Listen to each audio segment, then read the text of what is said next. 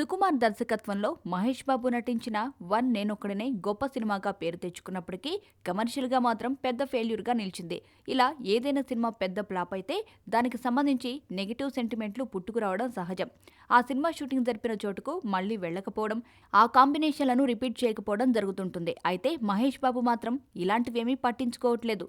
One నేనొక్కడినే shooting జరిగిన లండన్కు అతను మళ్లీ వెళ్లబోతున్నాడు.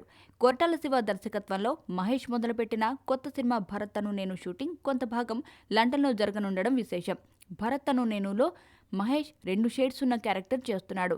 బేసిక్గా అతను లండన్లో స్థిరపడ్డ ఎన్ఆర్ఐ బిజినెస్ మ్యాన్. అక్కడి నుంచి తెలుగు రాష్ట్రంలోకి అడుగుపెట్టి ఇక్కడ పొలిటీషియన్ అవుతాడు. సీఎం కుర్చీ కూడా ఎక్కుతాడు. రాజకీయాల్లోకి అడుగుపెట్టే ముందు వరకు కథంతా లండన్ నేపథ్యంగానే సాగుతుంది. ఈ ఎపిసోడ్ను ముందుగా చిత్రీకరించబోతున్నారు. జూన్లోనే ఆ షెడ్యూల్ ఉంటుంది. ప్రస్తుతం స్పైడర్ పని ముగించడంలో బిజీగా ఉన్న మహేష్ అదవ్వగానే భరత్ అను నేను షూటింగ్ కోసం లండన్ బయలుదేరుతాడు. అయితే మహేష్ రావడానికంటే ముందు ఈ సినిమా షూటింగ్ మొదలైపోయింది. వేరే నటీనటుల కాంబినేషన్లో కొరటాల కొన్ని సన్నివేశాలు చిత్రీకరిస్తున్నాడు. ఈ చిత్రాన్ని ఎట్టి పరిస్థితుల్లోనూ వచ్చే ఏడాది సంక్రాంతికి రిలీజ్ చేయాలన్న ప్రణాళికలో ఉంది చిత్ర యూనిట్. మహేష్ సరసన ధోని, భామ, కియారా అద్వానీ నటించే ఈ సినిమాను డివివి దానయ్య నిర్మిస్తున్నారు.